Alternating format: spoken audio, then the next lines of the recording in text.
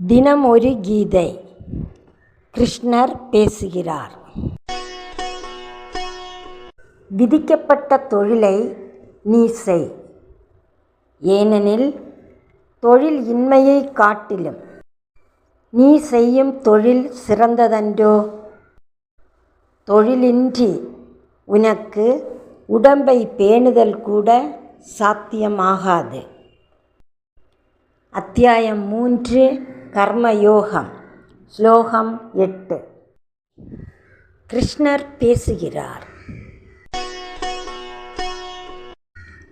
எவனும் ஒரு கணப்பொழுதேனும் செய்கை இல்லாமல் இருப்பதில்லை. இயற்கையில் விளையும் குணங்களே எல்லா உயிர்களையும் தன்வசமின்றி தொழில் புரிவிக்கின்றன. இதுதான் பகவத்கீதை. அத்தியாயம் 3 ஸ்லோகம் 5. கிருஷ்ணர் பேசுகிறார்.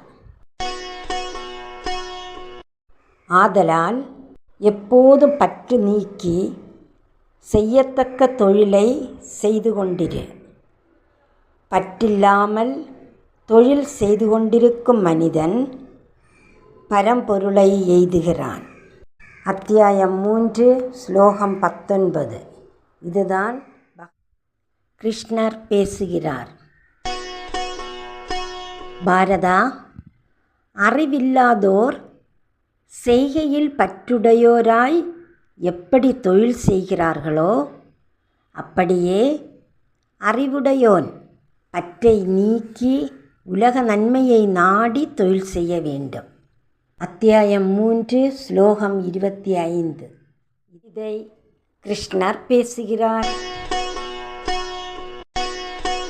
பார்த்தா, எவன் இவ்வுலகில் இங்ஙனம் சுழலும் வட்டத்தை பின்பற்றி ஒழுகாதவனாக புலன்களிலேயே கழிக்கிறானோ அவன் பாப வாழ்க்கையுடையான்.